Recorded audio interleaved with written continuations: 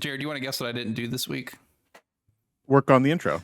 Absolutely. Everyone, welcome to the Concession Stand Podcast, where we talk about things we like. And this week we're going to do the wild thing and talk about movies. This week it's Hot Fuzz, and we have a guest with us. You're over that way on this side, but I'll get to him in a second.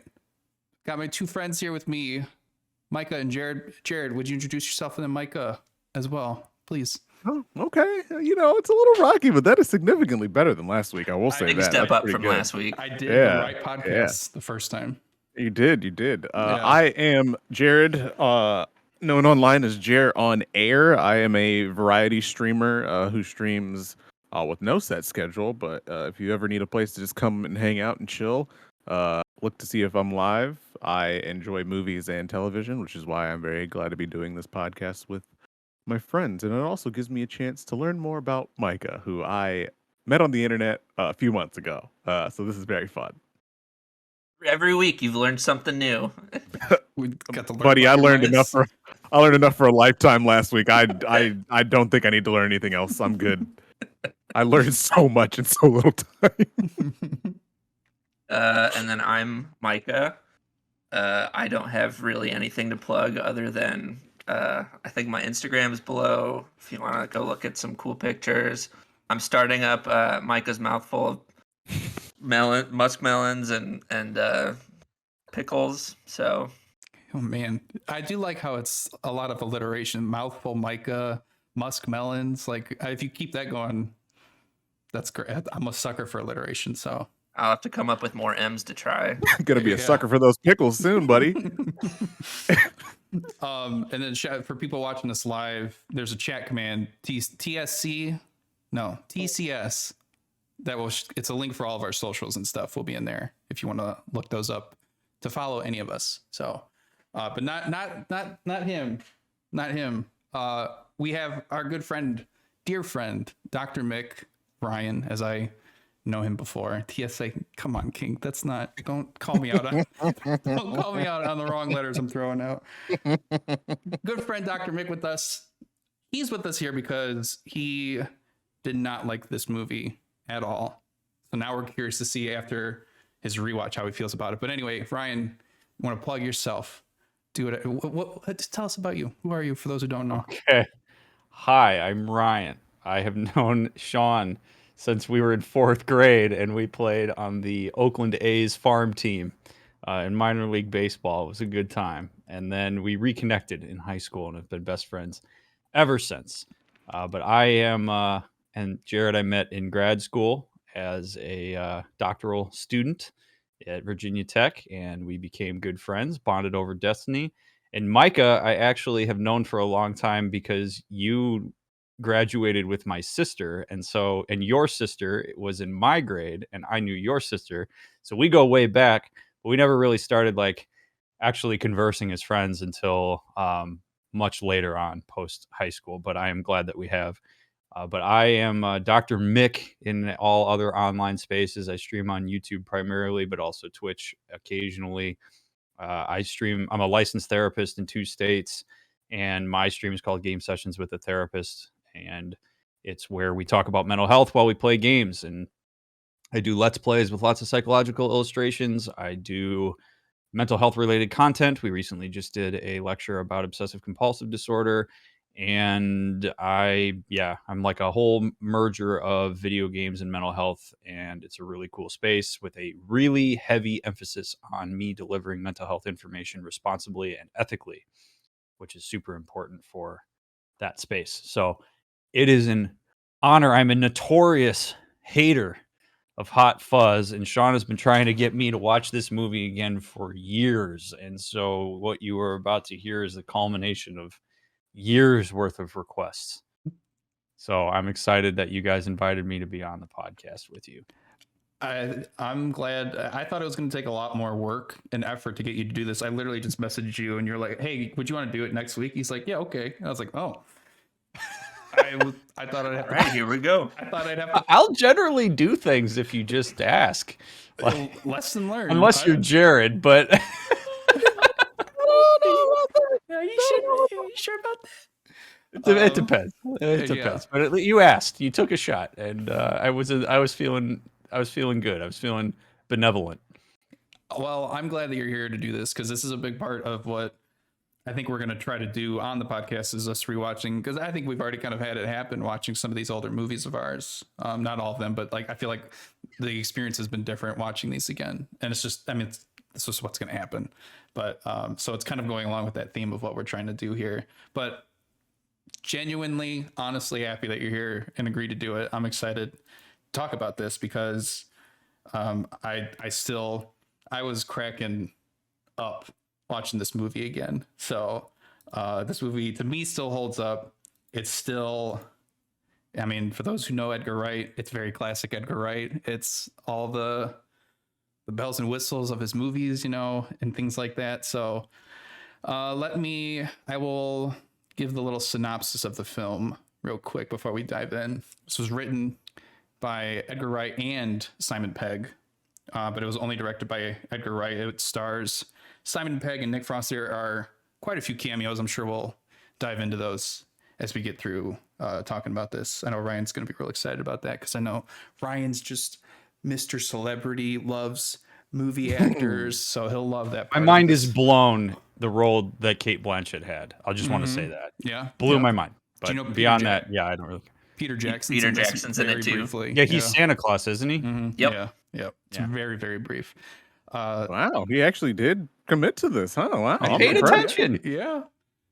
You knew that was Peter Jackson from that little that was like Only literally because 2 I've seconds. seen him cameo before in the movies that he's made, and I usually could recognize it. And I was like, was that Peter Jackson? And then I looked it up, and it was.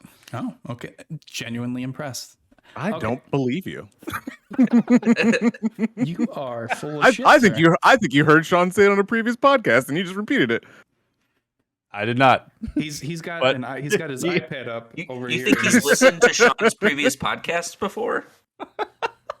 He said he I has. know, right? He said he has. Yeah. I have listened to snippets of the Concession Stand podcast in the past. Yes, I have.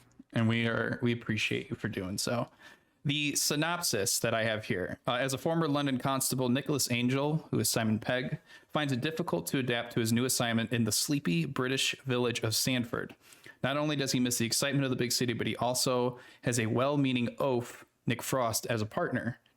However, when a series of grisly accidents rocks Sandford, Nick smells something rotten in the idyllic village. So that is our synopsis of the film. Pretty good synopsis. It sums it up pretty well. I'm trying to think of how to go about doing this. So part of me just wants to dive in and see what he thinks, and then we can kind of go from there. I don't know if either of you two have a. No, we can prior. I mean, well, I'll tell you right now, it gets a pass. We can just jump into that. Like jump into our ratings. Okay. I mean, I had the same experience as you, where I turned it on, and I just started laughing. So I have like one, I guess, bad thing to say about it, but it's not even like bad. So I don't really have anything particular to add to this one for me. I don't know about you, Micah. All I was gonna say was just right off the bat, we're jumping in, and so spoilers be damned. If you don't want anything spoiled, stop listening or watching now, because I'm sure the next 15-year-old movie. Yeah. We still like to be safe, you know. That's true. Shut up, Brian. You got Nightbot on spoiling just chatting. Oh, there it is. Hell yeah, Sean, get it. I don't like spoilers, man. Don't spoil that is, I think that's Sean's anything. biggest pet peeve, and it makes me so happy when you forget to turn it off because he gets so mad, and I laugh real hard. I don't want my just chatting stream spoiled. I don't want people telling me what I'm going to talk about before I talk about it. Yeah. He's giving a lecture and he doesn't want that. Hey, don't spoil this lecture. Okay? Oh, I know that C stands for compulsions. Don't put that in chat yet. Yeah, I mean, come on. We haven't gotten to that yet. Yeah, we're on obsessions. Do you know how hard I fucking worked on this? But yeah, so thank you, Micah, for we will be jumping right into spoilers. So if for some reason you have not watched this 15-year-old movie, I don't know what you're doing, but like, please go watch this movie. Unless you're Ryan, which my vibe with Ryan is that I'm gonna say that he's. I want to know what you guys think. I thought of this the second time I watched it before I answer it. Because you guys talk about this more than I realized. I want to know what you think I thought as I was watching this movie today. I think you legitimately watched it just because we asked you to, and then now that you don't have to watch it anymore, you're so happy. I think based on your tone, you were a little more accepting of it. You kind of took it for what it is, and you didn't dislike it as much as you did the first time, is my guess. So I'm with Sean. That was going to be my guess, was that you still don't like it, but you did not hate it as much as you thought you were going to. Yeah. I bet you hated it. I guess I am curious. Like, that's the big question with this is he did not like this movie, and I can't, just based on what I know of Ryan, and as he said, I've known him for a long time, and he's not big with movies, but our sense of humors line up, and this movie to me is just, it fires on all cylinders for me. And so I guess I just want to figure out why, and if he still does. I don't know if he does, but okay, so I'll offer some context before I say this. So I'm not going to go on for that. No, but I think it's important for people to understand what I didn't like about it when we first watched it, because I was at a completely different stage of life and development when we watched it the first time. I had never seen Shaun of the Dead before we watched it, so I was not familiar with like this. Like, when you say this is directed by Nick Wright, that means nothing to me. So I don't like Edgar Wright, whatever. Wright. Yes. Yeah, I don't even know the guy's name. Okay, it means nothing to me. So like for me, Christopher Nolan is the only director I know, and like maybe Peter Jackson, where like I'm like, okay, I know what to expect and I'm good. Other than that, that's lost on me. Can you name another director in general? Steven Spielberg. You gave me all right. You gave me one fucking guess, and I was gonna say he's gonna say Steven Spielberg. And you sure Steven Spielberg. Martin Scorsese. I could do that one too. There you go. All right. Okay. All right. So we start going past that. You're gonna start to lose me. But Tommy Wiseau. And Jesus Christ. Okay. Okay. So anyway, so when we went to watch this movie, I did not know what to expect, because I'm not engrossed in the theater, like movie stuff. Mhm. So what I didn't like about the movie when I first watched it is the town of Sanford made me unbelievably uncomfortable. I was physically cringing and hated the way that everybody engaged with Nicholas. Like, it was so jarring to me, and it was so just like uncomfortable that I wanted nothing to do with it, and I just could not connect with it. And it was like I was out, and so I just sort of mentally checked out. Dive into that some more. What made you uncomfortable? Because everybody felt it's like everybody had, I'm trying to get back into like my 17-year-old space. Like, it was like everybody, you could tell something was going on, but like everybody was so fake and just like engaging with him on what felt like false pretense. And I just, for whatever reason, like normally I would be more in connection with the people who are like breaking rules and are like, oh, just let it go or whatever. But like I found myself so heavily empathizing with Nick that like I hated the town as much as he did. And it was just like, it was so jarring to me. I remember what it felt like to watch the movie. Like, I was so physically uncomfortable watching people interact with him. Like the woman at the hotel, Skinner Skinner was really tough for me. The two people who are in Romeo and Juliet, hated all of that. Like, just the whole thing was just so uncomfortable for me with like the aesthetic and just the way that the people were acting. It felt like everybody was in on something, but nobody was letting on. And it was just like it droned on forever. Pretty telling, considering the outcome of the movie. You hated the entire premise of the movie. Yeah. Yeah. I mean, I really like, but I didn't, at the time, I didn't realize that I hated the premise. Like, I just thought, like, I literally thought, like, this is just how the people in this town are. And I completely empathize with why Nick hates all of them.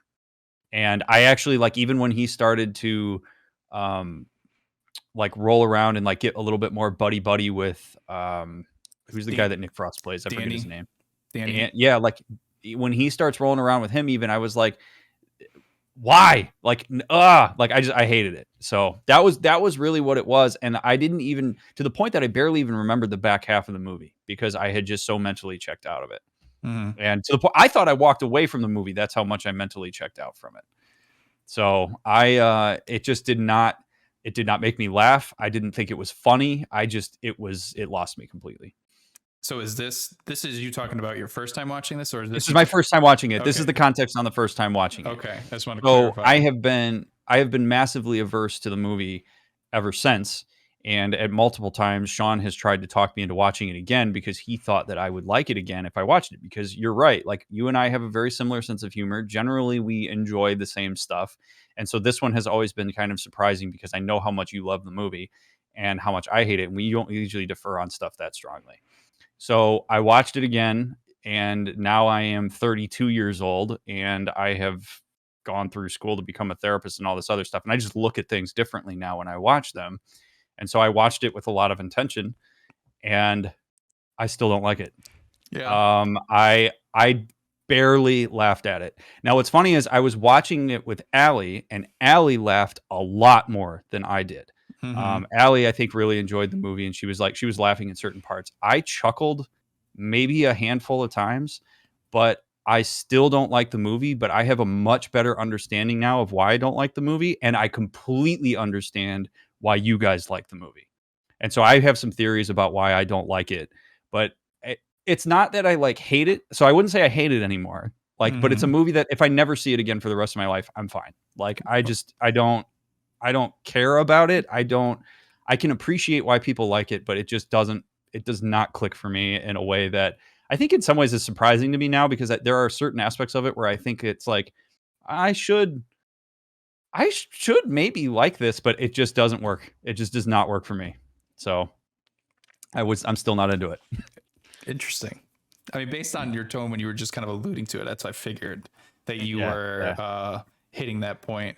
It's interesting that you're so wrapped up in, because I think the whole town vibe, there's that mystery that like, well, like my brain's like, something's going on, because you are like, you naturally will, like Nick Angel's he's the protagonist. You're following him, you're on his journey the whole time. And so I think naturally it makes sense that you're like, you're in Nick's brain. And it's a good way to kind of bring you into that town. He's the outsider, and you're sensing like this town, something's going on with this town. There's some bullshit going on, and it doesn't make sense. So it's interesting that you're so wrapped up in. Were you still wrapped up in that this time watching it? Like what? No. I guess like what's differed for you from the first time to this time? So I will say this, that when I was watching it this time around, I did look back on it, and I was like, I was not nearly as uncomfortable with them this time around as I was the first time. Like my memory of my like strong aversion to the town is something that I think probably just over the years has built up because I hated it so much, and it just sort of like locked into this idea that it was really uncomfortable for me. And watching it this time, I realized that like those uncomfortable moments actually don't last as long into the movie as I remember them. Like 20 minutes top. I mean, so I was less averse to it. I think part of it too is I was trying to be really intentional with how I watched it, because I could feel the bias really come like from when it started. And I was like, okay, I really have to like check that and try and keep it off to the side, because I want to appreciate this for what it is and try to watch it for the first time as best I can. And so my aversion to them now was a lot more of like, okay, so everybody's super heavily caricaturized, and they're all clearly in on something. This is clearly a movie that is going to attempt on multiple levels to subvert expectations. So I'm not going to try to just go with the first thing that my brain wants. And I think I was able to appreciate it a little bit more based off of that. And then what's interesting about it, though, is then it actually ended up making it so that I dislike the back half of the movie a lot more, because I actually didn't like the action sequences at all in the movie, because I wanted the psychological aspect of the movie to play out more. And so that was actually really frustrating for me, because when they're in the supermarket going ham on everything and throwing shopping carts at people and shooting up everything, and everybody's like a stormtrooper missing their shots and stuff, like I didn't care about any of that stuff. I wasn't connected to it at all. Which brings me to a bigger, wider point, which is I did not know until after the movie today that movie is a spoof. I had no idea. I thought that movie was designed to be in its own space. And so I think part of the reason I dislike the movie is because I don't watch movies. And so there's a lot of allusions in that movie that I just don't pick up on and don't care about because I don't feel connected to the movies that it's spoofing. Right. So to me, it was like I rolled my eyes when his dad is running away and he's pointing the gun and then he shoots up in the air. And I was like, okay, I get it. I know where that's coming from. But like, I don't care that much about that. Like, I don't have an emotional connection to the underpinnings of what it's spoofing. And so it's very hard for me to get into it for that reason as well. That makes sense. That's yeah, that's a little more. I can buy into that a little bit more, and I think I don't know. That's actually more interesting now because it does feel. I didn't take the movie as a serious. I knew what the. I guess I knew what the movie was trying to do because you said you hadn't seen Shaun of the Dead and whatnot. I had no idea what it was trying to do. I thought it was a legit movie. Yeah, I think I've had one experience with this movie. There's a movie that kind of what your experience was with this, and it was some Clive Owen movie, and it was some type of action movie, and all of a sudden I was like, I thought it was going to be like a serious kind of action thriller, and all of a sudden there's a scene where he's like on this merry-go-round thing, and he's like throwing this baby, and it's just like, okay, this is clear. Yeah. I cannot. What is that movie called? I can't think of it, but I don't know what you're talking about. Yeah, and I was like, okay, this is not. I came into this thinking this was going to be a grounded, serious.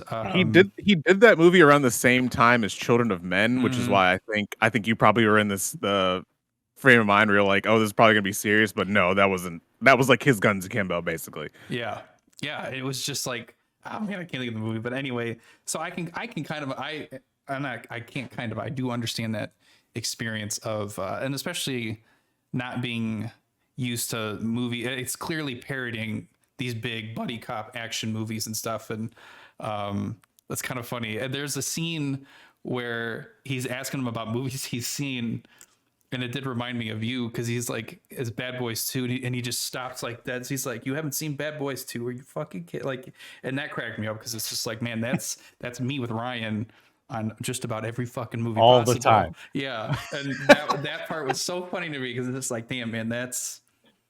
Yep. Life I think that's art. Part of, you know, what's funny though is like I've come to appreciate though that I think that's why to some extent I connect with Nick so much in that movie because like there are so many aspects of it where he's like, this isn't for me. I'm not into this, and everybody is totally into it and he's not, and it's like, and it's like him even sitting and watching that movie with him. I'm like, I totally feel that because like people get so excited about like movies and stuff, which I understand. I have things that I get excited about too, but like when I don't connect with it in the same way, it's like a very jarring feeling. And so like his like sense of isolation, no matter which context he's in, either he's like way too adept or he's like not adept relative to a crazy circumstance. Like he's just not fitting in. And there's something about that where I want him to have the opportunity to fit in, but what he has to do to fit in goes against who he is. And that is really, I don't generally find myself being on board with that narrative because I don't think you should have to always shift to fit the context you're in necessarily. So I don't know. I have a lot more appreciation and theories about like different aspects of the movie and things that I've come to appreciate. And like I said, I totally understand why you guys like it, but it just doesn't land for me. Yeah. One, it's called Shoot 'Em Up. Okay. And he did it literally a year after Children of Men. So two very, very different tones, but I could see how you would expect like one from the other. And two, one thing I find really interesting, and I'm curious if you like how this speaks to you as a person, is the whole point of the film is what you don't like. Like his whole thing is something is off about this place, and I need to figure out what it is. And that makes you really uncomfortable. But like, I'm surprised with like, I think this does speak to just how much you don't like movies, is that part of your brain wasn't like, how does he overcome this? It was just like, I hate this. I'm out. Well, I mean, yes and no. I was curious how he's going to overcome it, but I think it's it's an interesting trope because like this idea that like one guy is going to overcome this entire circumstance feels a little bit ridiculous, given that the entire town is in on what's going on. Mhm. And like I appreciate immensely that the things that happened, the accident so to speak, were for really stupid reasons. Like I really appreciate that as like a thing. Like we blew up his house because it was ugly instead of because he had an opportunity at getting a Mhm. bunch of land. Like that kind of stuff to me, like I thought was really cool. It's like, all right, cool. So these people really are just like super simple, and it's not as complicated as he's making it out to be because he's going into like full cop mode, like basically like slave to his overcompetence. And instead he's not just kind of like backing up and going like maybe these people are really doing this for dumb reasons. Mhm. But I think like I mean I really tried to put the I hate this to the side and really like sit with him in it. But I think that's why I say like the back half of the movie frustrates me more now because it felt like a lot of stuff resolved way too quickly. Like the two detective guys who I find to be outrageously obnoxious. They're the most annoying people in the movie. I cannot stand them. They are the funniest people in the movie, but go on. I hate how quickly they turn on the police chief. Like they go from like constantly hating on Nick to okay, fine, we're in on this. And that shift felt so jarring for me because everybody is so entrenched on making sure that Nick doesn't know what's going on that all of a sudden they're willing to turn on a dime. And that didn't feel developed enough for me. And so like it's just funny because action movies don't generally excite me. I like movies where I have to like really think through what's going on. And so like if it's just raw action, like Michael Bay movies, I can't stand. And I know that this is kind of a spoof on Michael Bay with all the like crazy action shots of him opening doors and shit, which is again, that's the shit that I feel like is why you probably like this movie a lot too, because the way that he spoofs that stuff is perfect. But like I don't need all that crazy action stuff. I want to think. And it took some of the thought out of the movie for me in a way that I didn't appreciate. It's funny that you say you have the same sense of humor, but then hate all of the things that make this movie very funny. Like where do you and Sean's similarities lie? I'm trying to figure out.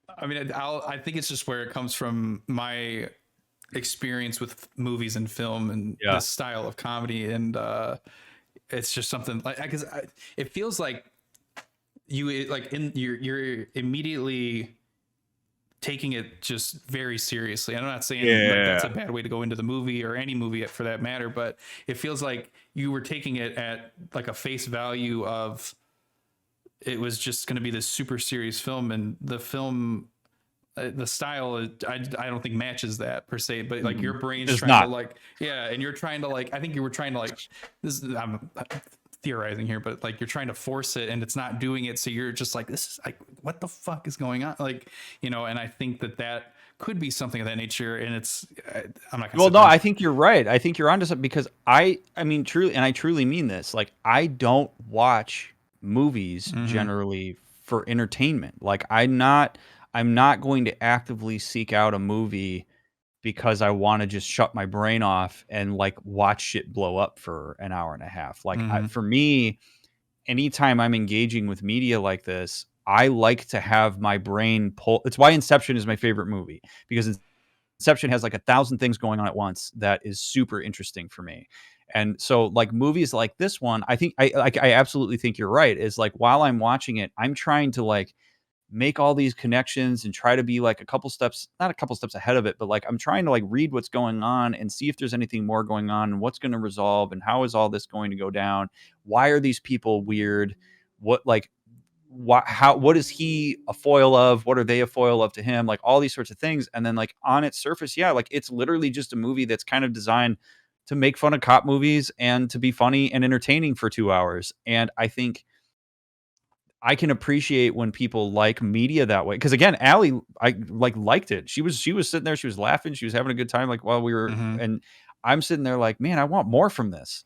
And I think sometimes I'm slave to that. I think it's why I don't appreciate certain pieces of media, because I don't take them for what they're supposed to be. I try to go farther into them. And like, I think this is a movie that just really highlights that dynamic for me more than a lot of other movies do. Because it's not overtly like, what do you want to call it? Like it's not overtly potato chips. It's like it looks like it's supposed to be more than that, and then it isn't. but I want it to be. So I don't know. It's a very jarring experience for me that I have more of an appreciation for. But it's like I say, if I never saw the movie again, I'd be totally fine. Mm-hmm. I think that resonates with me actually a little bit. So the more we've been talking about it, the more I remember the first time I watched it, I actually didn't like it either.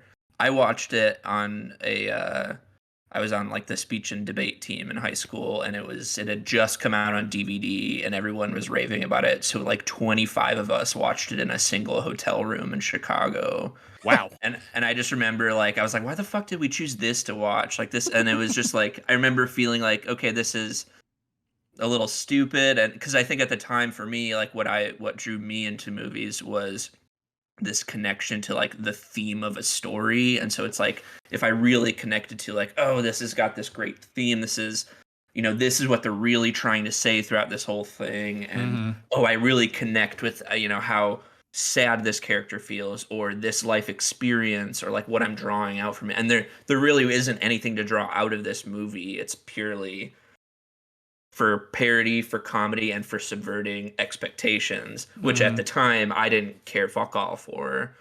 But now, as a studying person of film, like I am into all that stuff, and so I think that resonates with me, because I still think now when I watch it now, I don't think I laughed out loud the entire time, but I was like grinning a lot of the movie because I was like, that's so fucking clever, like that was done so well. And that's, I think, why I have a really great love of this movie now, is because, not because I find it, I think the biggest thing I find funny is the ending, in that the last 20, 30 minutes, you're just like, everything spirals into complete and utter nonsense and chaos. And it's just like, you mean they were all doing this because they didn't like the acting of Romeo and Juliet, or like, so it's like that type of shit. And then all of a sudden it's like, wait, the entire town is just loaded with fucking Uzis and AKs. And so I think that sort of subverting expectation I found funny, or amusing. But generally speaking, as I was watching it, like that's what I'm appreciating is like, fuck, Edgar Wright can do exposition better than just about anybody else, period. Like he sets up Simon Pegg's character completely in 3 minutes. Like you know everything about him. That is very impressive. And it's not even done with, it's just like a little bit of voiceover and then a bunch of quick cuts, and you know everything. And so it's the same thing with all the exposition through getting him to this small town, getting him set up. Like a lot of people could walk you through like, oh, okay, like this is this guy and this is, oh, now we're walking, and it was just like quick. By 20 minutes in, you have the whole town set up, you have his whole new job, his whole old job, who he is, who most of the side characters are, and a lot of those just like, choo, poo, bah, oh, that's what The Office is like, boom, done. And that's, to me, is just like, it proves like this guy is so good at visual storytelling. And go ahead. Go ahead. No, go ahead. It's just like talking about his visual storytelling, and this is kind of a thing that I probably didn't appreciate the first time I watched this, because when we watched it, Ryan, we were sitting in a terrible spot, so it was very hard. It was very hard to see the movie. But I do appreciate what you're saying with the visual part of this movie, because it's there's just so much stuff, and I think that's where this movie really benefits from rewatching it several times, because there's just like, I love how he's on that train and he's getting further and further away, and they show his cell phone and the bar is getting lower and lower because he's getting further away from civilization. Essentially, he's going to this small rinky-dink town, and you're just seeing it's slowly happening, and it's a very interesting way to tell where he's going, essentially, without even they hint that it's out in the farmlands and stuff, but it's just kind of like this neat little like a worse writer or director would have had him talking to another person on the train and being like, oh, I'm from London, oh, I'm headed to this town, but I used to did this big case, and right. But that doesn't need to be that. He does it in 5 seconds. When they're even doing when he finally decides to drink beer and they show them exchanging money every time, the amount of money changes every time that they get the beers. Like that kind of subtle stuff I think is really cool too, because it shows like a level of inebriation without showing that they're inebriated. It shows that like it happens in the small little Right. moments like that where you throw extra money at the bartender instead of the amount that the pint actually costs. Like that's the kind of stuff. When I was watching it this time, I was like, and I don't mean to cut you off here, Sean. Like I was just like, this, I could totally see why Sean loves this, because you have such, I mean, knowing how your brain works with visual development and like a lot of the video stuff that you do, to me, I'm like, okay, that's like Sean's wheelhouse. And so there's like a level of craftiness with that I think makes a lot of sense. For me, with that kind of stuff, I'm like, that's cool, right? But doesn't hit me at a place where I'm passionate. So, Anyway, I really love listening to you guys talk about these aspects of it, because it's interesting for me to hear where you guys are at with these. No, I think it's the blueprint of it is just like it's a perfect blueprint for an aspiring director or editor, because both of those aspects are just like it's just done so well that it is. So like it perfectly makes sense why like we do resonate with it in that way. Mm-hmm. I was just gonna say I find it really interesting that, like, you know, this movie came out 15 years ago, so we're like 15 years old, but like Ryan and Micah at 15 were still like looking for ways to like deeply connect with the character.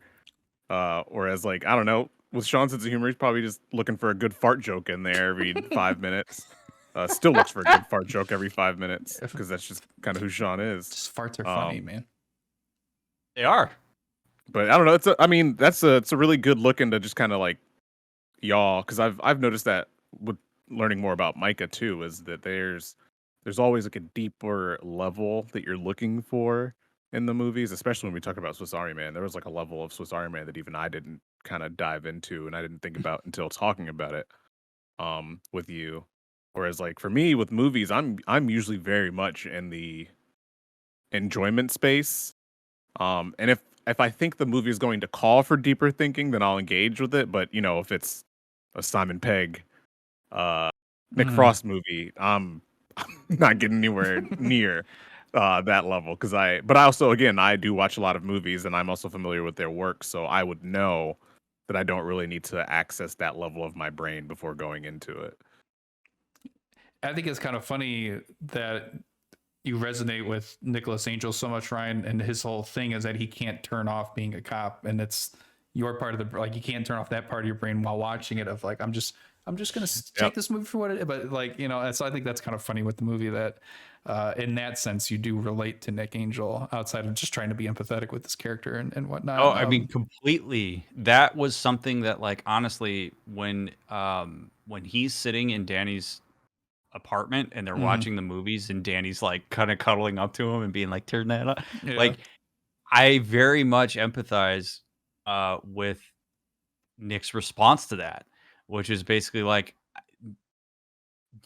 you could try to tell me to do that, but there's something that's functional for him about that. I think, like, as much as he may be distressed by it at times, it ruined his marriage, like, which I wish I had more context around, but like, it ruined his marriage. And it's like one of those things where it's like, okay, but it's not that easy. And so if you're going to ask him to go from moving 1,000 miles an hour and really being able to engage with his competence in London, where he is like doing his job and he's rocking and rolling and he's super invested and he's like found that passion, and then to ask him to just all of a sudden completely accommodate a new context where he has to shut off probably 80% of what it is that he has on at any given point in time. Like, that's a huge ask for somebody like that.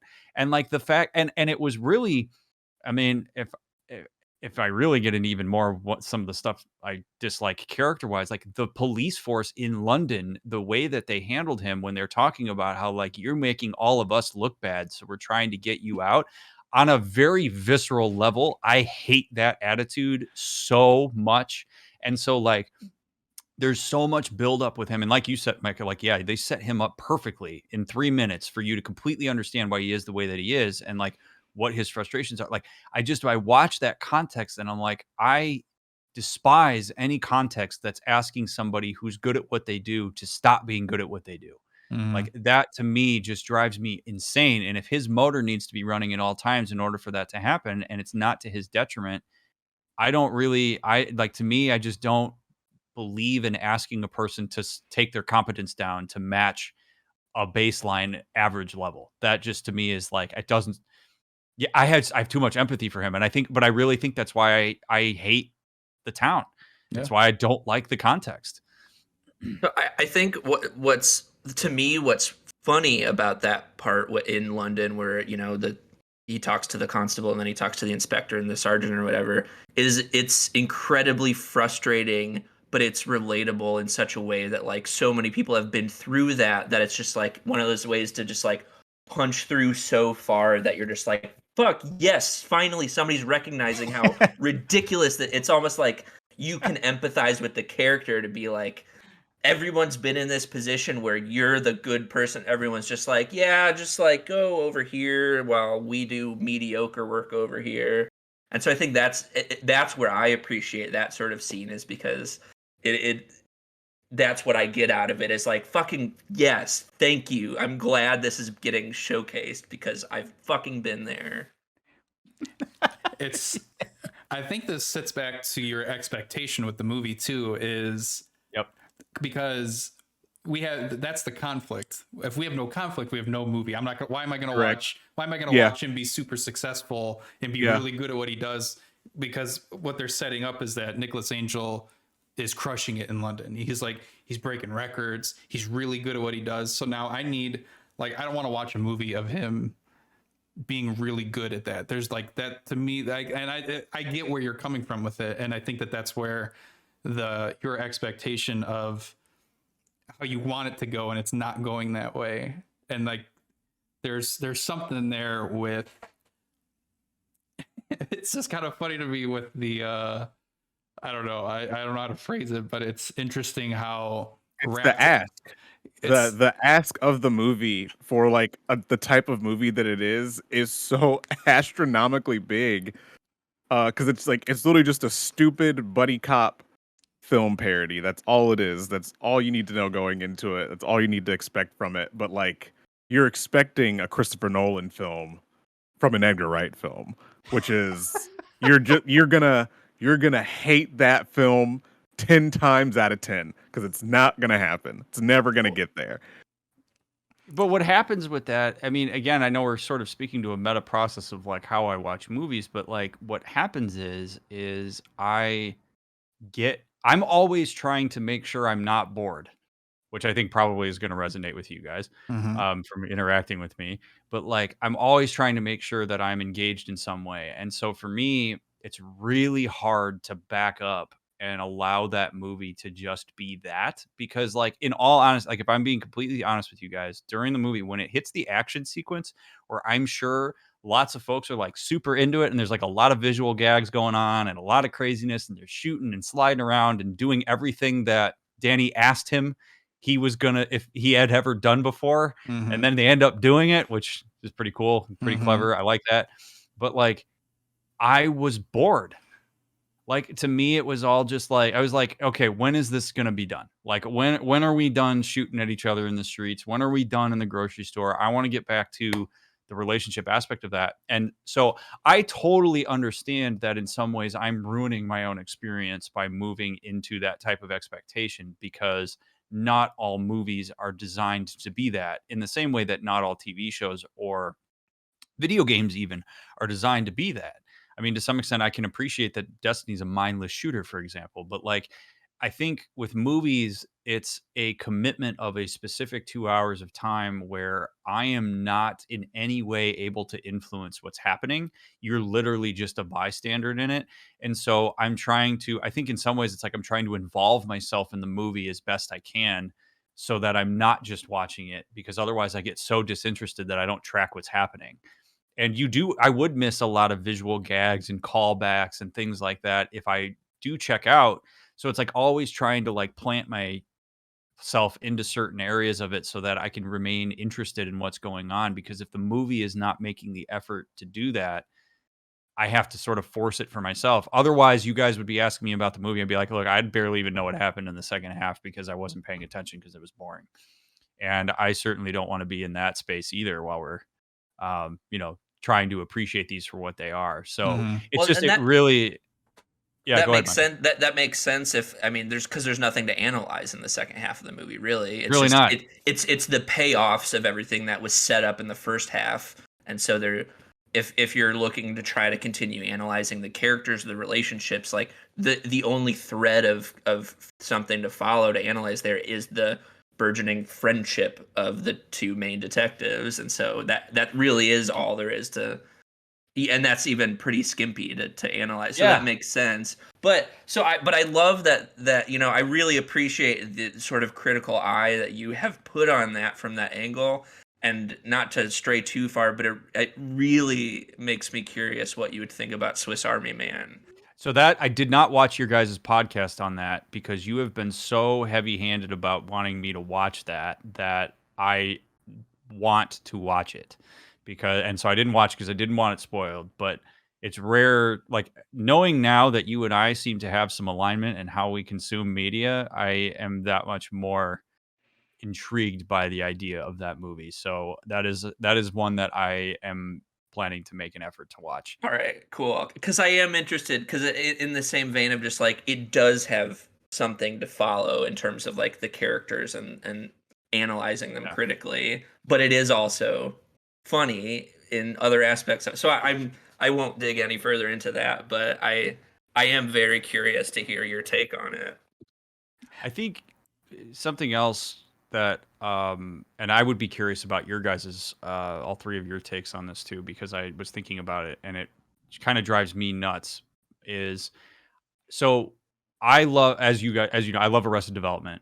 It's a wonderful show. One of the things that I love about Arrested Development is that there are so many jokes that like will get planted and then it'll be like 5 episodes or 2 seasons before there's a payoff on it, and you really have to be paying attention all the way through to really notice, and there's so much wordplay. One of the things that I did not particularly enjoy about Hot Fuzz was that some of the callback jokes are way too obvious, where like instead of like you catching it subtly and be like, "Oh, that's so cool." Like there were so many where it was like the whole uh fascist and hag.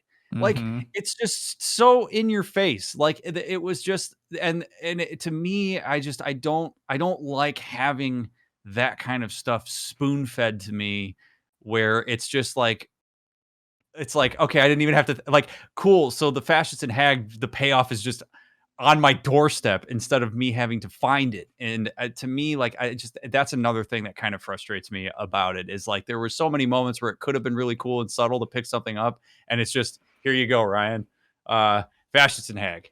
And it's like, oh man. So that was another thing that kind of drove me nuts.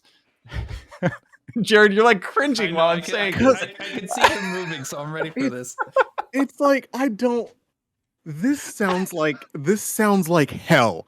This sounds like hell to be caught in this loop in which you always have to take media in this way, especially a movie it's not even about like knowing whether or not it's like a comedy. Like you can pick up that this movie is a comedy in the first 2 minutes without knowing anything about movies. I feel like I mean I can see how someone would be like, "Oh, this movie's supposed to be serious and it's bad." But like even just a little glimpse in it, you're just like, "Oh man, something here is wacky. I want to see what it is." Like even when you see like Nick's character, like he throws him in jail the one night and he just dips out and then he comes back in, he's like, he's gone. And he's like, "Oh my gosh, who's gone?" Like there, you should be like, okay, this movie's gonna be wacky and zany. It's gonna be a comedy. But like to just constantly be like, "Oh man, I want to analyze the relationships deeper." Like, oh, why? I know I figured out that it's a spoof, but like the jokes of said spoof of these really, really ridiculous Michael Bay-esque movies still isn't giving me the payoff that I need. Like, it sounds like utter hell to be trapped inside of that mind for 2 hours. Like I am shocked you don't hate this movie. I don't know how you're not like, this is the worst piece of shit I've ever seen in my life, because the basic premise that you're going in there, like, yeah, like you need to watch stuff like Marriage Story all the time or whatnot. Like you need that deep critical analytical thinking, and to think that you could engage in any kind of media elsewhere based off of this conversation, it literally is evoking a visceral, cringy reaction out of me. You're shifting in your seat while you're I don't know how you talking do it. about I don't know how you do it. It's like this is one of the dumbest movies ever made, and it's made dumb on purpose. And you're just like, where's the payoff? And I could never in a million years engage with this movie in the way that you have, and I am at a loss for words for how you have this deeply. It's blowing my mind. It really is. It's a Simon Pegg, Nick Frost movie. They are two of the wackiest human beings to ever live, and their content reflects that. And this, like, when people ask us, like, "Oh, Jared, like, do you ever watch movies as a therapist?" And I'm like, "No, if I need to, I can turn that part of my brain off." You literally are incapable of doing that. Like, I don't, like, it's impossible. And I couldn't do it, man. I couldn't do it. I would literally wake up, see clients, and go to sleep because everything in the world would just be annoying as shit to me. Well, that's not entirely wrong. I mean, I do find myself annoyed often, but yes, like you do. Yeah, but I am yes, I know, as you know from conversations we have. But okay, but that makes me curious because in the same way that you guys are curious about like my experience while I'm watching this and what I'm looking for, like I am curious then, like when you are watching the movie and you are finding this to be a worthwhile consumption of your time, like what is it about watching a movie like this that you are so like engaged with and engrossed by and entertained by, given that like I very obviously am on a different I get a sense, Micah, that you and I are maybe a little bit closer to each other than maybe Sean and Jared you are, but like how, like what is it that makes a movie like this a really fun way to spend 2 hours of your life? I'm genuinely curious. Ryan, did you just ask me? Did you just I know what love comedy this. is? No. I love this because I'm very curious too because this sort of digs into what I know Jared's gonna fucking hate. What I like about Hot Fuzz, mostly, like I already said earlier, it's sort of that, like the auteurship. It's the craft and the appreciation of what went into how smart the weaving of the style and the stuff is. So I really like Edgar Wright's style. I hate Wes Anderson movies. Wes. Don't you put a fucking T on his name. It's Wes. My microphone just sucks. I hate Wes Anderson movies. Can you name a Wes Anderson movie so that I know where we're at? Or I'm gonna look them up. You keep Hotel, Rushmore, Moonlight Kingdom, The Life Aquatic with Steve Zissou. What would be his most famous one that Ryan would maybe know? Royal Tenenbaums. Royal Tenenbaums. Squid and the Whale is the only one I know of on this list. I don't fucking know that one. See you later. I did not know that about that. You don't like Wes. Okay, so now that's gonna get very interesting. Well, that's why I knew Jared was. Squid and the Whale. That's the Wes Anderson movie, you know? Squid and the Whale. Yes. Why did we bring him on here? Why do we bring him on here? I didn't want him on here in the first place. You know that. I said that. I didn't want him on here. This has been the most riveting conversation of all of the podcasts so far. He didn't even direct it. He produced it. So it's.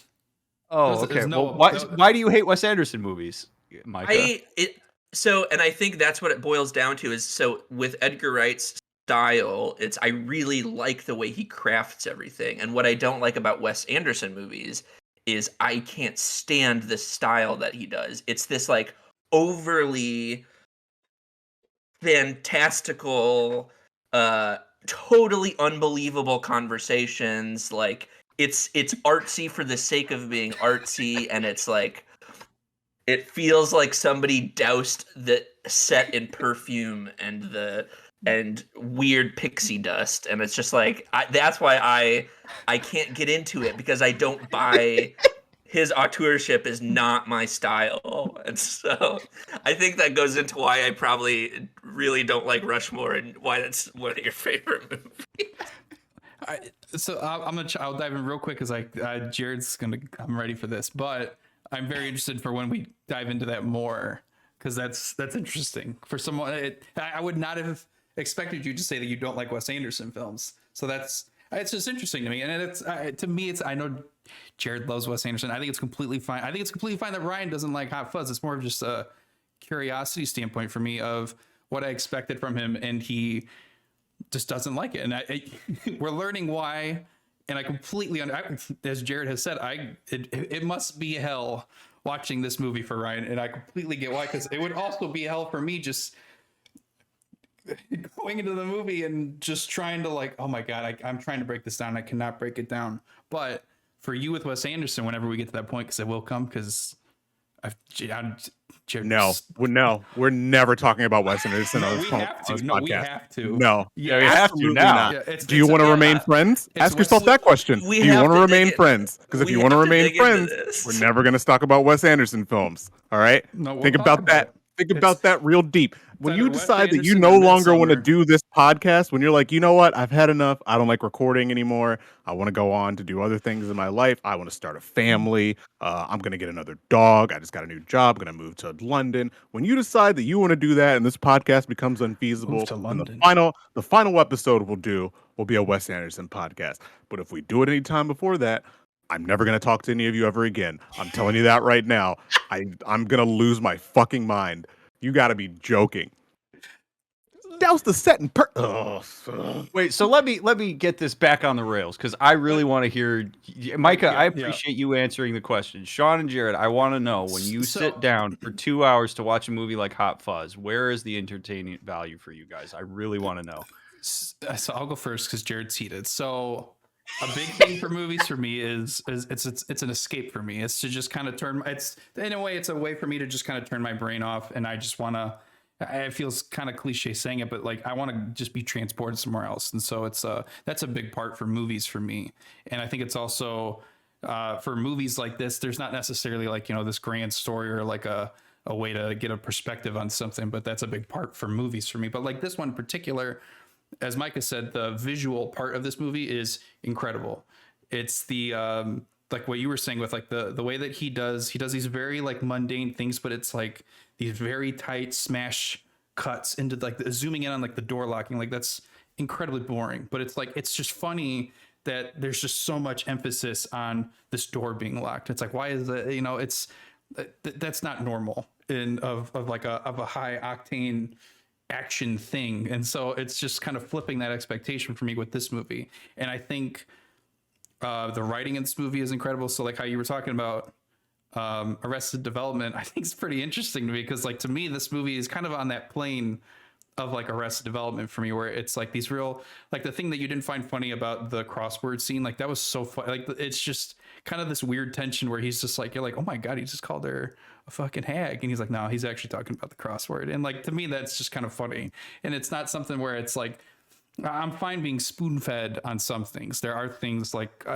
we talked about it before, but a big thing with where movies that tend to do well is things like setup and payoff, where it's not slapping you in the face. But there are times where I think it can be used effectively to be funny, where this movie does that, like that scene there, as you were talking about. But to me, it's just this movie, I think the pacing is a big thing with this movie too, where it doesn't really, it slows down a little bit at some spots, but I think at least especially the beginning, it's like this movie is going, and it's going pretty quick, and I don't really ever get bored because of just what's going on screen and watching all the characters come in and out as much as they are, and there's just so many. And so to me, I guess the biggest thing is it's just kind of an escape in a sense for me. So that's where just kind of a time to turn, I guess not completely turn off my brain, but just kind of go somewhere else, I guess. So yeah, that makes sense. It's just a goofy movie. That's a different movie. It's a different movie. It's just a wacky, a wacky, zany movie. It's meant to make you giggle, make you laugh out loud, and leave. That's it. That's why I enjoy it. I don't try to engage with it on any other kind of a level, which I think is why I'm able to enjoy it. I mean, like I don't know what else to say other than it's just supposed to be funny, and I find it funny. If it was a brand of comedy that I did not enjoy, then I could see why I wouldn't like it. But I do. It is a brand of comedy that I enjoy, just like a similar with Sean was saying with Arrested Development. Like there are some jokes in there that kind of come out of nowhere. I mean, obviously they're there crafted purposefully, but like, in the flow of the dialogue, they just kind of happen. And I can see you being like, oh, it's like in your face and that's stupid, but that is a brand of comedy that I guess I sometimes want. Like I don't always need to have a very smart, super well crafted joke. Like sometimes I what's funny about this is that I actually don't like fart and dick jokes that much. I think that kind of comedy, know. like, there's nothing wrong with it, but like that is just not particularly enjoyable for me. But like, this is, I don't want to say. Oh, you don't like my shit posts, isn't it? Yeah, no, they're awful. Like I don't want to say this is a step up from that because I think that's a unfair value statement put on types of comedy, and I think there's just different types of comedy. There's not necessarily one is better than the others in term or like smarter or more intelligent than the other. I think that's a really dangerous uh path to go down.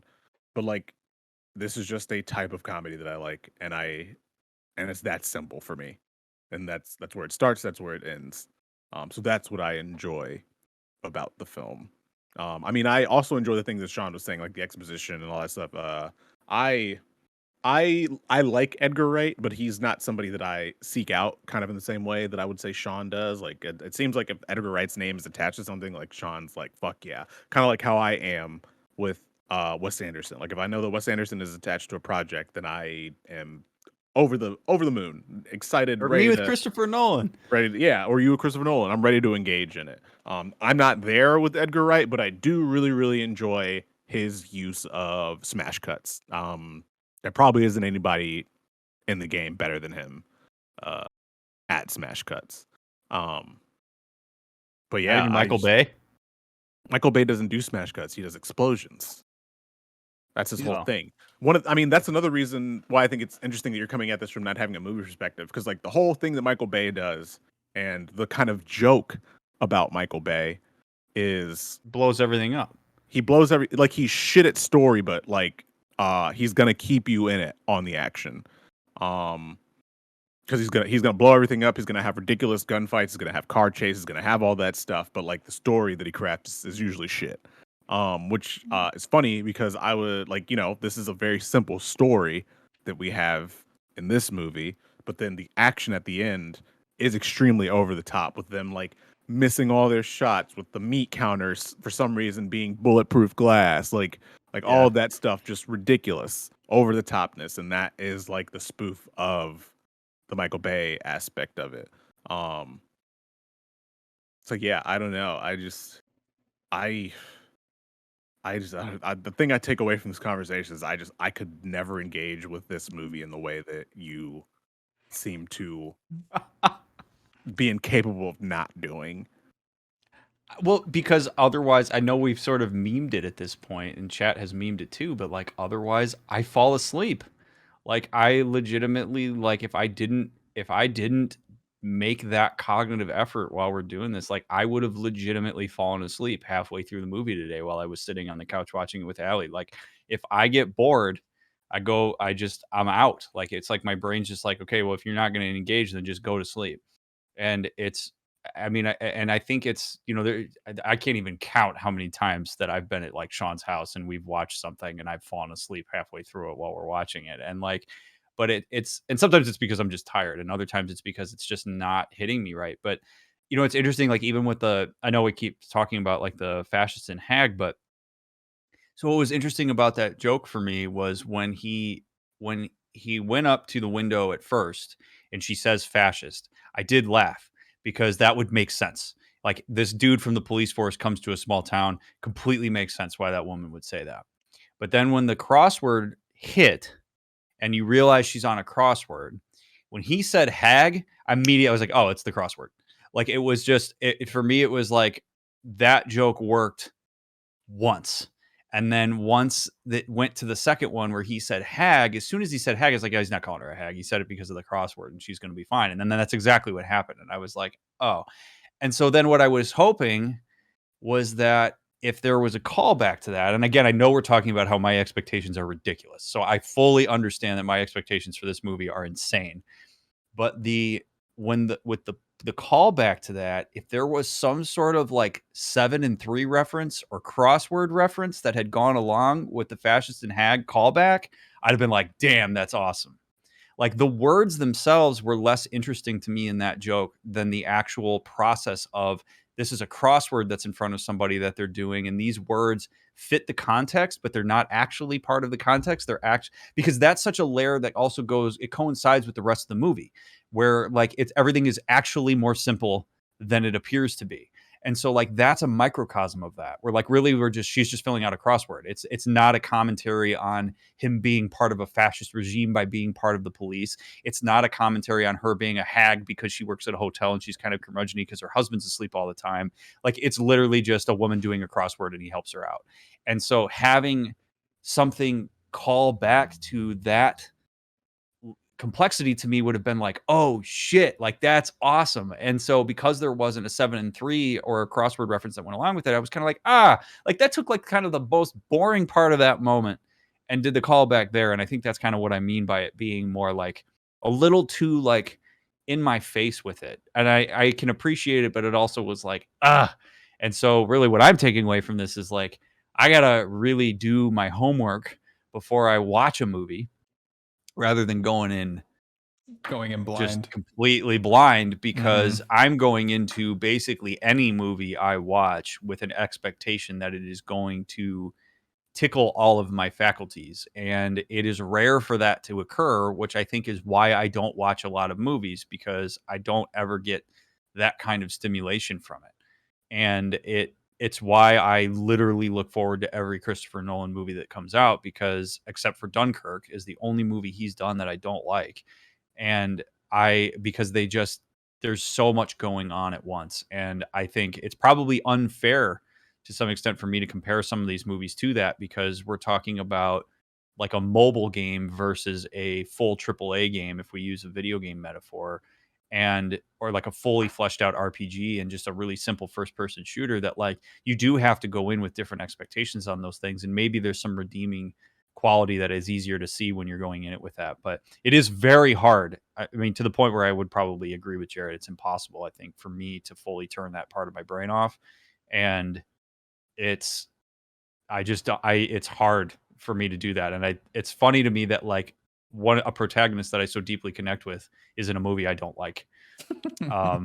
And because so again, knowing this about you with Dunkirk, I find that really illuminating too, because I would say Dunkirk is one of Christopher Nolan's few movies where that's a filmmaker's movie.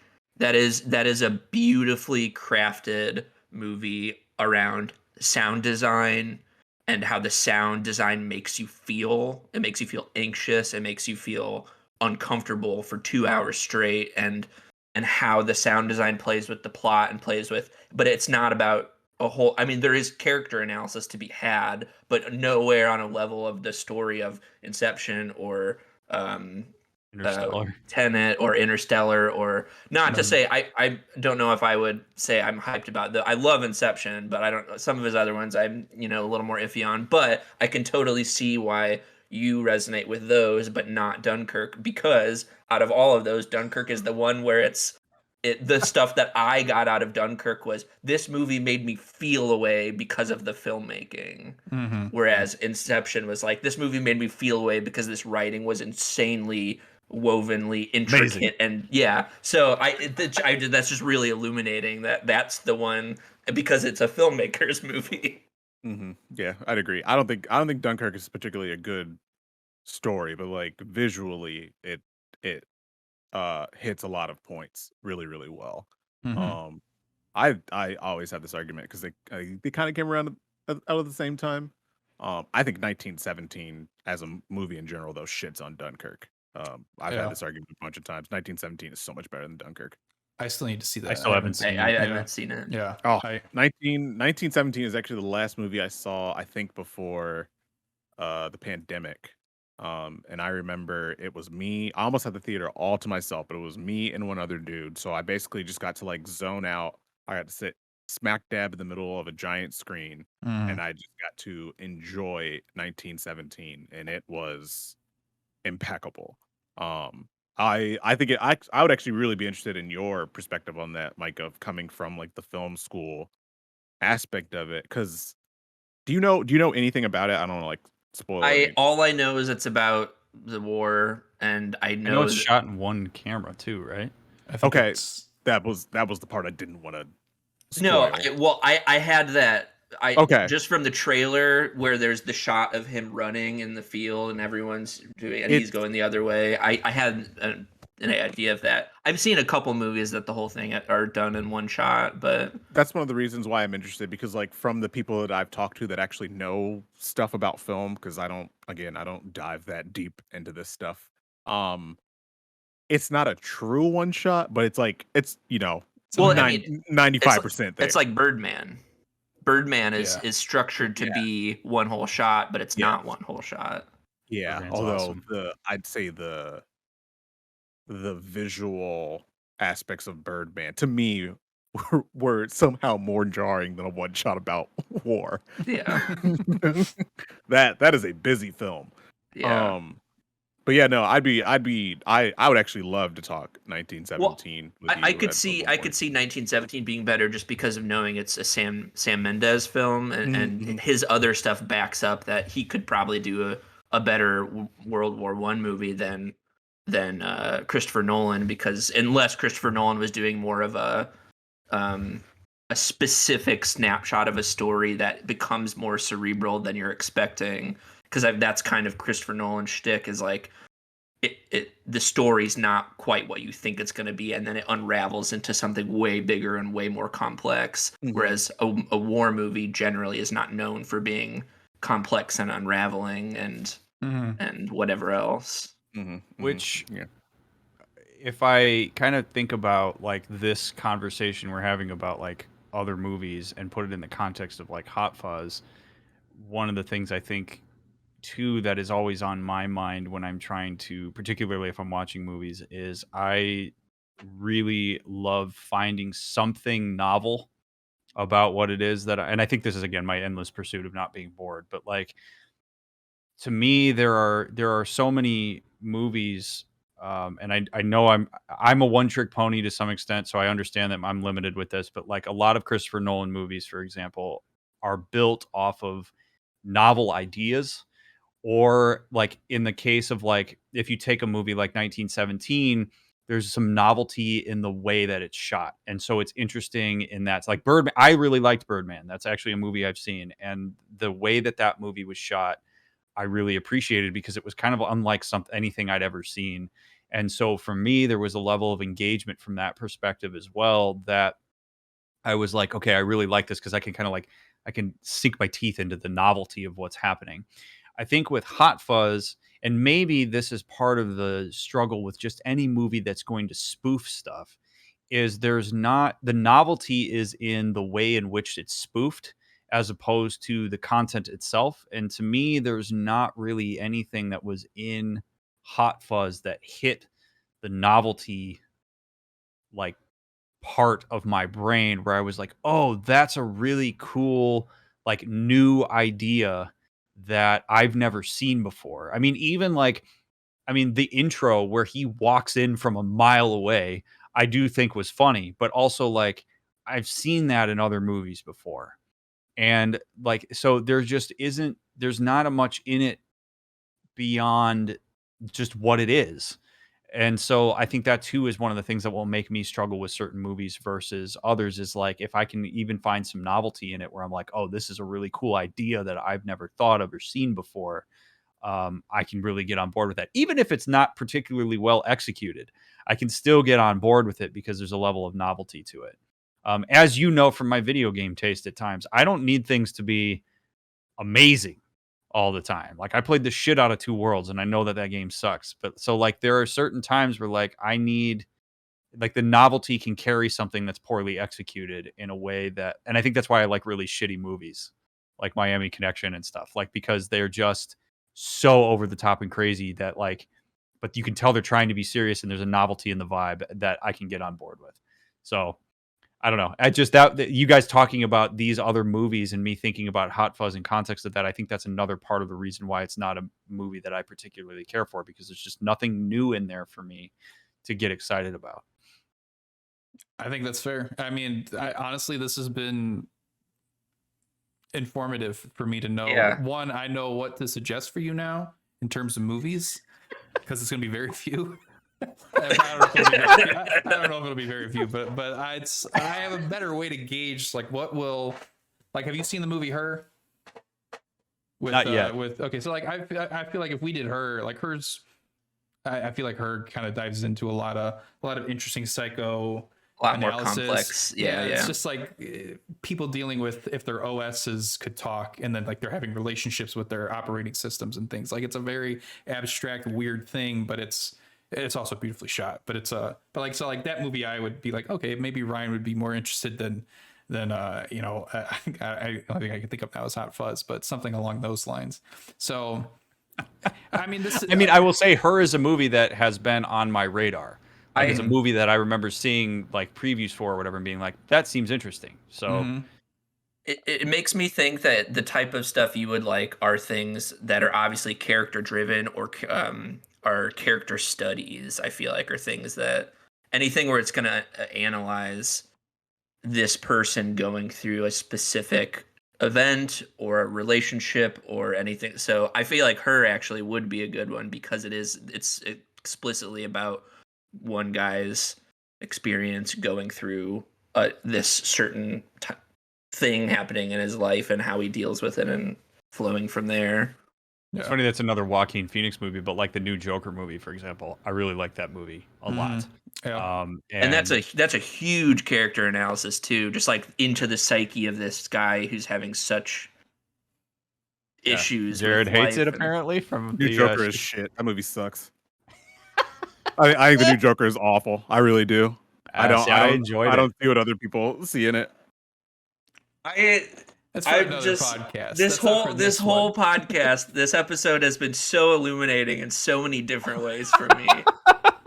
The new Joker is I'm awful. learning so much about all three of you, and I'm just, this is fascinating. Yeah. Isn't that cool? Like that's so cool though, that like literally a conversation about movies and like aesthetic preference and all sorts of stuff, like you do gain an immense amount of insight into different people. Like I think it's amazing that like we could put one movie on the table and all four of us have a different way of viewing that. It means something different. There's certain things we take away from it, and that like you literally learn about each other through how you consume media. And like I think sometimes when people like these are the types of things that get missed when you're having these like random conversations with people about whether a movie is good or not. Because when people are like, oh, you know, fuck Interstellar or, you know, whatever, it's like, well, there are different things to be pulled from different movies. Like I would love to watch the two of you talk about Wes Anderson. I understand that that's not going to happen, but like, well, it should happen. Sean, make it happen, because I would love to hear how the two of you can watch something and have completely different reactions to it based on the different things that you guys are engaged with when you're watching it. And so like it's illuminating too for me because and it's fascinating now because I know I've said this a couple times, but like as I was watching Hot Fuzz today, I had the three of you in mind and I was like, I can totally see why this is a movie that would be appreciated by you guys. Like it's something that like I have learned so much about the mechanics of how things are made from listening to you, Sean, you and Micah, like listening to the two of you talk. I've learned so much about like what to pay attention to and what needs to go into it and why a certain thing has to be aesthetic in the way that it is. And those things are things that I never would have otherwise appreciated because I never really cared to look. And I also appreciate the way, like, honestly, Jared, there is a part of me that admires your ability to turn it off, that like you can take certain things at the value that they are, because I think to some extent that helps with the level of presence in some of these movies that I just don't have. Because you're right, there are times where it is somewhat miserable if it's a movie that I'm not connecting with, because I am like dying, not wanting to do it and not wanting to watch it. And so like the ability to take it and go, you know what, I appreciate this for what it is, and I can get myself into that space. Like, to me, I look at that as like, yeah, I would probably be a lot less frustrated in a lot of areas of my life if I could do that. And so it's really fascinating to hear how a movie can bring these types of things out in people's psyche. And this is the stuff I think about all the time. And that's why I love these conversations, because it literally all four of us took something completely different away from Hot Fuzz. And it's a movie that, like, while I don't like it, I can appreciate that it's able to do that for us. And I think to some extent that's a commentary on the fact that it's not an overly simple movie, because I do think there are probably some movies where the four of us would go, yeah, it was just that, and it wouldn't be an interesting conversation. So it does speak to a level of complexity that maybe I just don't appreciate that other people do, and that's cool. Movies are aesthetic, so people have different aesthetic tastes. I think, that's like something, I mean, I've said it before, and that's something I kind of want to touch on with the podcast is us rewatching, like, because you had a different experience watching this from the first time. So it's this idea where, movies don't change, but we do. And so it's that concept of what is different this time with us watching this. And so, you basically nailed it all on the head with our experiences with this and getting the different feelings out of our experience of watching the movie. And like that stuff has always been fascinating to me with movies. And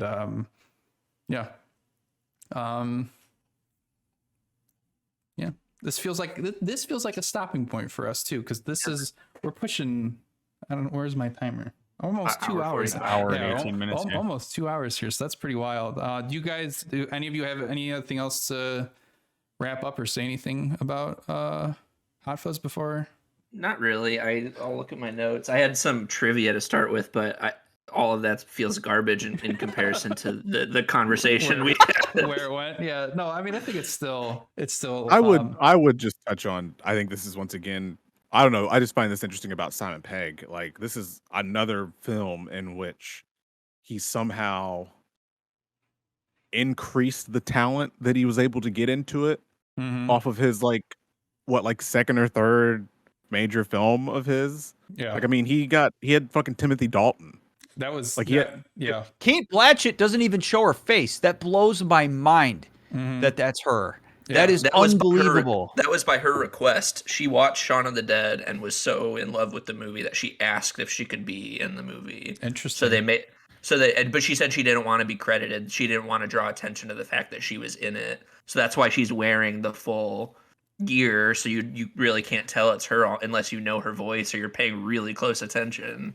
Also, an early Olivia Colman is in it. Like, I mean, he got Martin Freeman to come back, got Bill Nighy to come back, but then he also added what's his name? What's the other tall dude in that scene's name? I'm forgetting. I'm blanking on it. Steve Coogan. Coogan.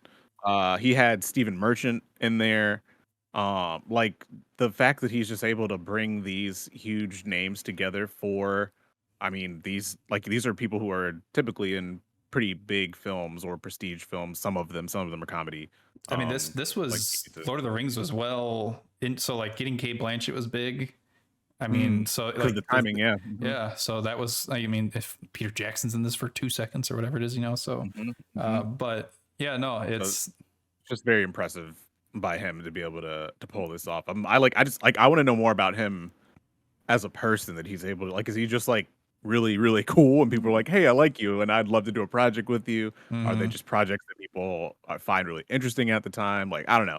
That is just I would what take I from would it. suspect that's it, because out of the little bits of trivia that I had researched, literally Kate Blanchett, and then I'm blanking on his name, but the Nick Frost's dad in the movie. Oh yeah. Great big bushy beard.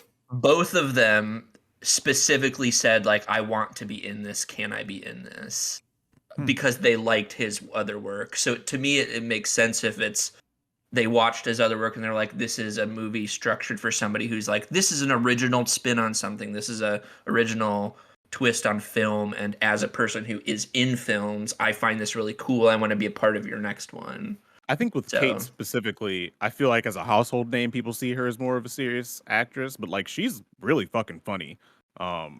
She's done other stuff that showcases her comedic talent.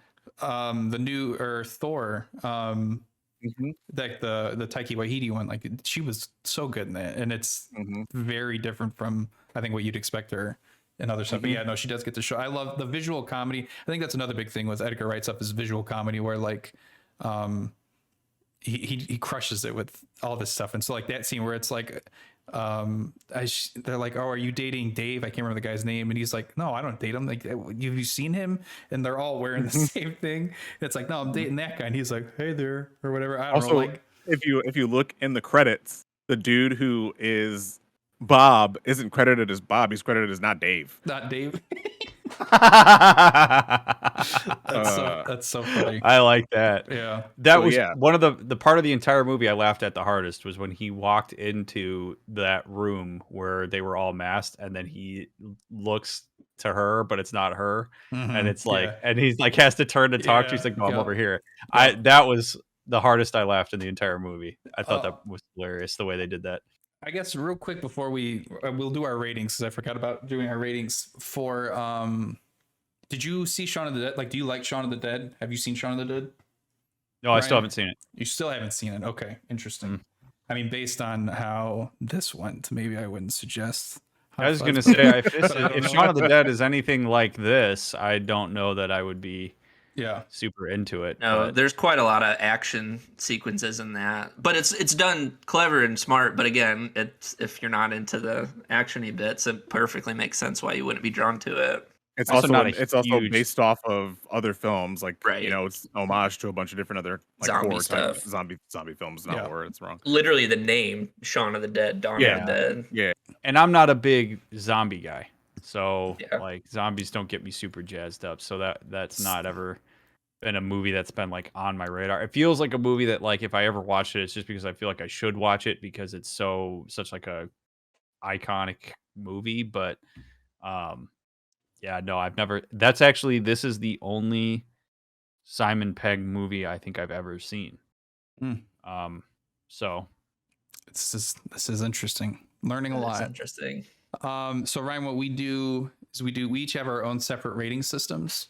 I don't know if you're familiar with our systems, but they're not normal. So mine is 4 Rudy paws and a boop, and that's like my 5 out of 5. That's my 5 out of 5. Jared's playing, so he's just pass or fail. He's not fucking around. So I love that about it. And then Micah, are you out of 7? Is that what yours is? I'm out of 7. Yours is out of 7. So do you have a rating system that you would like to? Because I would like to have you back on for other movies that maybe you would have more interest in down the line, and then you can talk about that later. Yeah, you don't want Ryan back on. You can think of it while we go through ours. Yeah. You guys do your rating system. I should have thought about this before we did this. I should have prepped you too. I honestly forgot about it. I think for me, I'm sure it's not surprising, but I think that this is probably my this will be my 4 Rudy paws and a boop on the nose for me. So I think that's both of the Edgar Wright films you've given 4 paws and a boop. 4 paws and a boop. Yeah. I'm sure it's not surprising at this point. Although I guess I'll spoil it if we watch it online. But The World's End would not be 4 paws and a boop for me. But yeah, no, same here. I think that's Simon Pegg's worst film of the Simon Pegg films. But that's something else. But anyway, yeah. So 4 paws and a boop. I will say too, I remember we were doing this in the theater, Micah. We were looking at the MPA numbers of like, what's number? And so I think so we all have like our little shticks, and that will be, I'll start referencing those Because I remember like when we were working at the theater, I think we hit 50,000, and that was like, oh shit.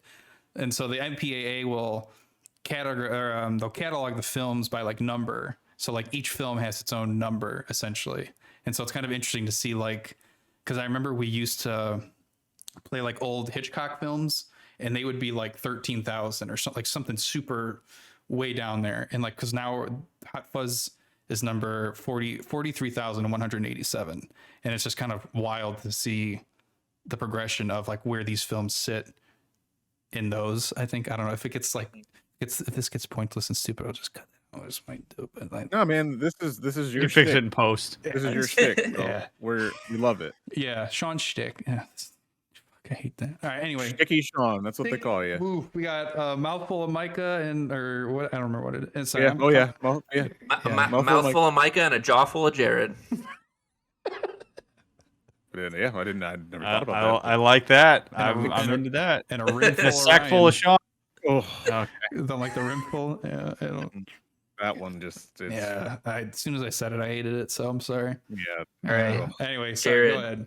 Jared, what's your rating? Pass easily. Yeah. Shaun of the Dead, or not Shaun of the Dead. Hot Fuzz is great. I had to like tell myself to watch this movie analytically because kind of similar to how Shaun of the Dead started. It was one of those movies where I was like, I've seen it before. I know it's gonna happen. But I need to watch it as a podcaster as opposed to watching it as like a comfort film. But yeah, no, like there would have to been some like untimely stuff in there for me to be like, oh wow, this movie sucks. But it's pretty funny. Mhm. So yeah, it's a pass for me. All right. So I've loved this whole conversation, and I feel like it's actually through the conversation has made me even sort of understand what aspects I like about it and what aspects I do and don't watch it for. So that was really interesting and enlightening for me. So I'm going to give this, I think I'm going to give it a 4.5 out of 7 is going to be my final determination. Okay. Interesting. And Ryan, I'm gonna give it a yellow. of course, gonna go with colors. God. So, can you And take I'm us- gonna qualify that. I'm gonna take you yeah, through. Take me through the colors. So yellow is a color that is I know the pretty color. unoffensive. It works most of the time, but should never really be the main color on something. It's a good accent. So I can take her. I can take or leave yellow. It's I'm not offended by the color, but I'm also not really going to go out of my way to make it the main color. Though. Hold on. Is what there a colors scale are to the you offended colors? by? No, Is- no. I need to know what colors offend him. What colors are just like, get you piece of shit? Why are you here? what color does that for you? Huh? That like awful camo green is generally not a color I'm going to be down with. I'm not a big taupe guy. How can you even see that green though? No, I don't. Not a big taupe guy is not the same as offensive. No, I I was would. cyan. I mean, I don't like that like off drab green to me is just an offensive tone. Also, like wood paneling is an offensive tone. You know, like I don't like wood paneling as a visual aesthetic. So it's like the color with the texture involved. Too. Yeah. Is that the color you're gonna call it though? So no, I mean, so wood again, paneling brown. it's basically on a scale from like olive drab to like nice royal purple, and Nice, yellow okay, is so where bring value judgments on yellow colors. is where we're at in the scale of olive drab to royal purple. We're at yellow. This is really interesting too because that seems like on this color scale that actually fits very well with like history in terms of olive drab was like the easiest color probably to come by in surf clothing, and royal purple was the only color you couldn't get unless Dye was pretty expensive. That's right. There's a lot. Is that where Ryan's brain was going with it when he made this? Yeah. So it's sort of if you want a little bit of context on this, I would I love have some always context on this. found So using nominal scales as interval scales is ridiculous, and we do it all the time. Like when we have like with the terrorist thing, it's like we're code orange. That means nothing. Like orange is not a quantifiable thing. It's not an interval scale. So for me, I thought, I'll take color, but then I'm going to add some qualifiers to make the color into a interval scale with, and I'll explain the color, sort of like where I'm coming from with it. And so Hot Fuzz falls squarely into yellow for me because color is something that's very important to me, as you can see from my background. I enjoy color and aesthetic and stuff like that. So my rating scale will be on the color wheel. Okay. That's I can dig it. I can dig it. It's out there and that's perfect. I mean, they're all of our systems are, well, Jared's is pretty. I can only yell at him classic. so much in one podcast. I don't. I am exhausted. This has been I understand now why you get frustrated with me sometimes even more having this conversation today. Like I can understand some of the areas where we clash. It makes more sense to me.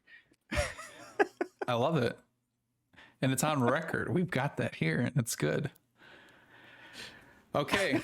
We've got our ratings. We've got Ryan's color wheel rating in there now. So that's We got yellow out of royal purple.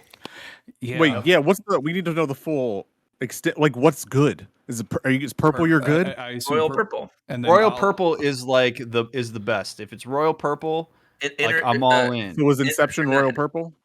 Inception is royal purple, like royal suede purple throne seats. Suede too. Like, Suede, I mean, we're really like, we're talking. We're getting more insight into the surf. It's like that iridescent royal purple you put on a sports car. Like that's what Inception is. Yeah, I do that all the time. This is more like the yellow that's on like the Nashville Predators home jerseys. Right. You know, yellow is a big part of your logo, right? But also, so is royal purple. So is pink and purple and seafoam green, and I mean, there's a lot going on there. It's on a gradient. This is just a block of yellow. So gradient yellow is inoffensive. Not when it's fading into pink and has some purple spritzed in. So many rules. I'm gonna lose my mind. I can't do this anymore. Sean, in the podcast, This is why I have to go take a nap. That's why Jared went past fail. He's like, fuck it. Loved it. Let's go. Yeah, because I can turn my brain off for long periods of time where I'm not trapped in the hellish analytical prison that is Ryan's everyday experience. And so here, this is again draws back to the same thing of what we all took out of the movie. All of the rating systems go in a different level of complexity. It's true. It's true. Everyone's slightly more complex, and that's also what they're looking for. Yeah, that's All right, I'm gonna wrap this up. Ryan, again, I really do appreciate you coming on. Thanks for having me. Yeah, absolute blast. We'll try to find something else. Even though Jared told me we'll talk about Austrian. I mean, I'll bring it back. 'Cause I think this was fun and interesting. I'll be on vacation that week. Well, I'm gonna have diarrhea that day, whatever day we're doing it. Jared and Micah, obviously, a big fucking kiss to you two for always joining me on this. I really appreciate it. And everyone that's here watching or listening, I appreciate you all. Links to all of our socials and stuff will be in the information. Well, if you want to keep up with what we're going to talk about next, make sure to follow us on Discord or join our Discord. And all of our updates and stuff will be in there. So yeah, you're all great. God, King, don't, son of a bitch, man. King's always trolling me, and God. Shout out to the TSA. Thank you for your service. Okay. I don't know. I'm wrapping up now. I have no goodbye screen, so this is it. We'll see you later. Love you all. Love you guys. Bye, friends.